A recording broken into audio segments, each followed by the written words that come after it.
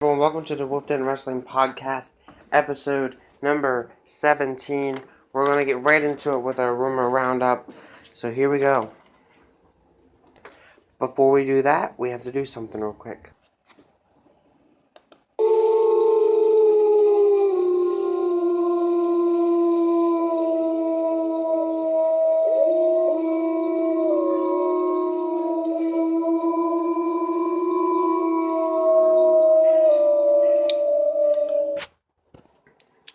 So we had to do our intro. As you can see, that's going to be our intro from now on. Anyways, we're going to get right into it with our rumor roundup, as I already stated. It says Charlotte, Becky Lynch, and Alexa Bliss are top candidates for Total Divas. And that is because of the fact that Eva Marie will not be in the new season of Total Divas. But it's still up in the air of who will be joining the cast. But me personally, I wouldn't mind seeing any of these three women join the cast. Second piece of rumor roundup we have for you today in this Wolfden Wrestling Podcast is Paige could be next to be removed from Total Divas, which means they would need two women to join the Total Divas cast. Again, any of the three women that I previously just mentioned, I think would be perfect for the show. Number 3, Finn Balor and Kathy Kelly dating. Now, these are rumors, so they're not confirmed, but it was seen that those two were holding hands in a photo, so it very looks like either they are close friends or they are possibly going out and dating. If the case is that they are dating, kudos to both of them. They do make a very cute couple, if they do. Moving on, we have Kurt Angle supposed to be wrestling at WrestleMania 34. So, this is something that a lot of fans have been wanting, including myself. And, well, it might be coming true at WrestleMania 34. The only question is, who will he be fighting? Will it be worth even being excited for? Either way, I think that Kurt Angle is going to actually go through with this rumor, and WWE should go through with this rumor because a lot of the fans truly want to see Kurt in the ring. Number 5, Rusev versus Shane McMahon at SummerSlam. Now, this match, I don't know if it's going to happen or if it isn't, because it's a rumor, but me personally, I think it would be a fantastic match. Also, Nikki Bella supposed to be retiring. Now, there's been some question about this happening because of the fact that Nikki is taking time off, and so is John Cena. I'm assuming to get married. I believe that's what it is. But, again, there's no official word of whether or not she is or if she isn't, but I think that if she does, I can understand why, but I honestly think that more likely she's not going to retire. That's just what I think, but I could be wrong. Rusev to win the WWE Money in the Bank. Now, this one I could possibly see happening because of the fact that Rusev stated that he wanted a WWE title match upon returning to SmackDown Live. Now, he was supposed to be on SmackDown Live, I believe the SmackDown before Backlash, but he never showed up. I don't know why, or I don't know really any of the details of why he didn't show up, but I expected him to show up on Backlash, and he didn't either. So, this could be possible that Rusev could win the WWE Money in the Bank and go on to cash it in on whoever the champion is. John Cena leaving the WWE. Now, this one kind of stems from John Cena being removed from the SmackDown intro theme song thing. take notice he was actually removed from that. If you didn't catch that, he was. You guys can go watch the intro. I'm sure it's on YouTube. Or just wait till SmackDown Live tomorrow and you can see for yourself. But John Cena was removed from that, and they're saying now that he could possibly be leaving the WWE. Now this one, again, it's up in the air because John Cena has always kind of been rumored to be leaving or retired because of acting. Me personally, I could see why, and I could understand because he did have a long career with the WWE. Maybe he is getting into a more acting type of thing, but who knows? Only time can tell. And the last piece of rumor roundup I have for you today is Chris Jericho is suspected to be back by SummerSlam. However, Chris Jericho is confirmed for WWE live events. So he could be possibly returning even before SummerSlam. But the rumor I read is he's supposed to be back before or even at SummerSlam. So, I think more likely he's going to be coming back before SummerSlam. Again, I don't know these to be confirmed or not, but I do know that he is out touring with Fozzy, so that is why he is out. So, tours can take a variety of amount of time depending on how long they planned on touring. So, I think that's ultimately what it falls down to, is how long he plans on touring. Moving on to our news portion of this video, we have Braun Strowman out for at least 6 months from a shattered elbow. Now, don't know how long exactly he's going to be out, but again, if you guys remember last Wolfden Wrestling podcast, episode number 16, they were saying that he could be possibly taking on Brock Lesnar at SummerSlam. Whether it's for the title or not, we don't know yet, but that could be possibly why they're saying he's going to be out for 6 months. Scott Hall was hospitalized for chest pains, but he was released, so everything seems to be okay with Scott Hall. Again, when a legend is taken into the hospital like this, it is kind of a scary thing because they are legends, and we do have respect for them. And I have a lot of respect for Scott Hall and what he's done into the ring as Razor Ramon or Scott Hall. And it was obviously a scary moment for the WWE Universe to see him be hospitalized. But everything seems like he's okay now. And that's good.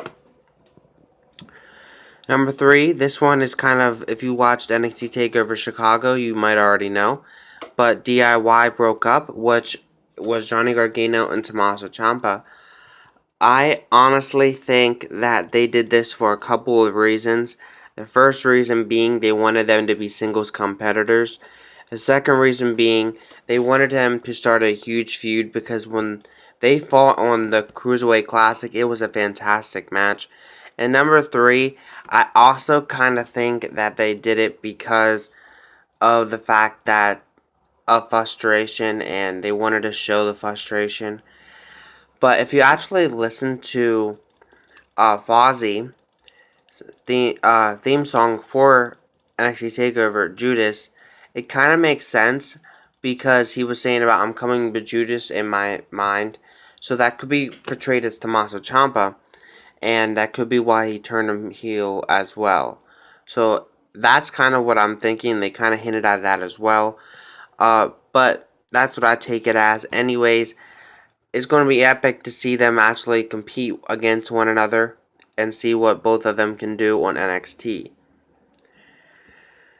as singles competitors. Summer Rae cleared to return to the WWE. Now, Summer Rae has been out for quite some time because of some multiple injuries. I don't know exactly what they were, but it looks as if she's ready to return. I don't know exactly whether she will return or if she will return, but it does seem like she's on Raw, And it does seem like if she does return, it could possibly be tonight on Monday Night Raw, or possibly very shortly, being the fact that she is cleared to return.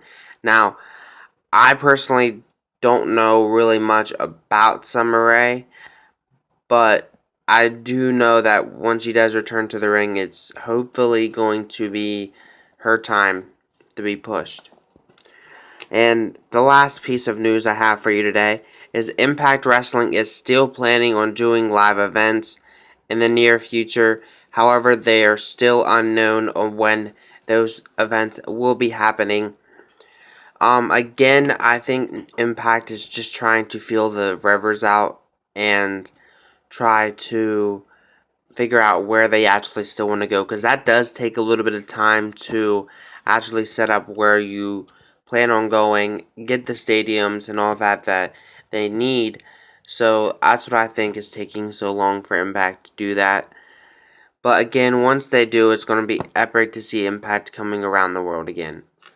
Now, as always, I do a Wolfden Wrestling Podcast trivia question that I've started, and the last one from the last episode that will be answered in this episode was, the longest women's title reign lasted 10,170 days, and it belonged to who? And the answer is Fabulous Moolah. Now, if you already knew that question, you pretty much are a wrestling fan, so it was kind of an easy little question if you can pretty much Google search it. Anyways, that was a great accomplishment by her, honestly. She is one of the favorite wrestling legends of mine.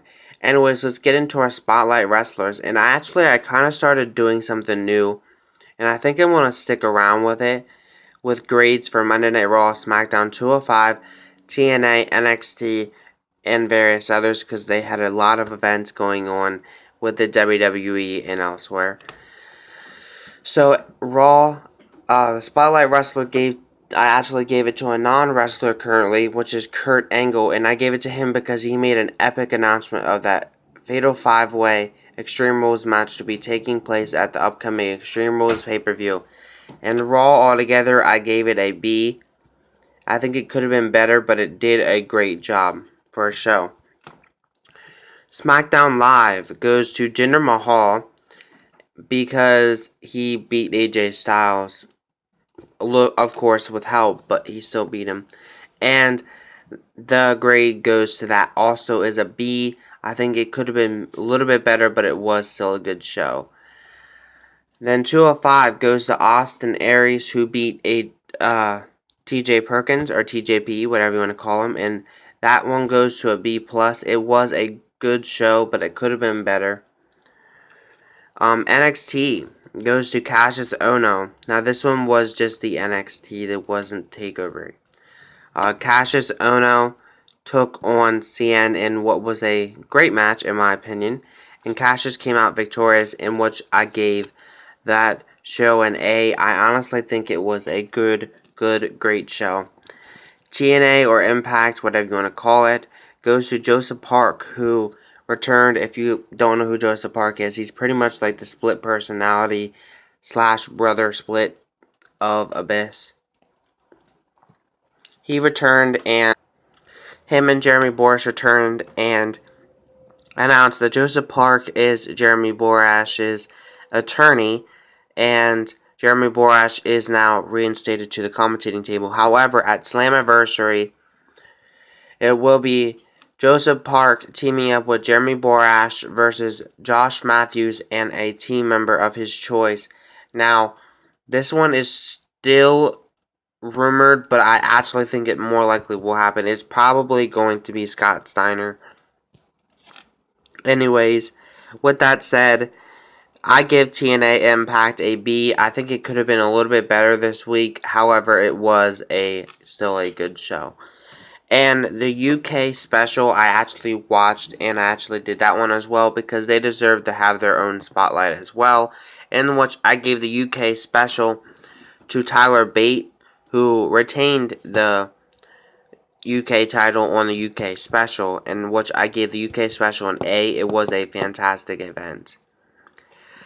NXT TakeOver Chicago goes to Tommaso Ciampa, who obviously, as you already know, turned on Johnny Gargano, or DIY, and pretty much showed himself in the singles light, and which I gave NXT TakeOver Chicago an A. It was a fantastic event. Now, last but not least, we have Backlash, in which I gave it to Jinder Mahal, who became the WWE Champion by taking advantage of Randy Orton, and Randy Orton not really paying attention and more focused on the Bollywood Boys, or the Singh Brothers, whatever you want to call them. Anyways, Jinder became out champion, which altogether I gave the show a C. I think it wasn't a good show, but it could have been much, much better. A lot of the matches, in my opinion, were okay matches. I think it could have been a little bit better with dramatic and stuff like that for the matches. But the new trivia question for episode 18, that will be answered in episode 18, obviously, is only 3 women enter the WWE Royal Rumble so far. Who were they? With that said, you guys will get your answer in episode number 18. Have a great day, and peace.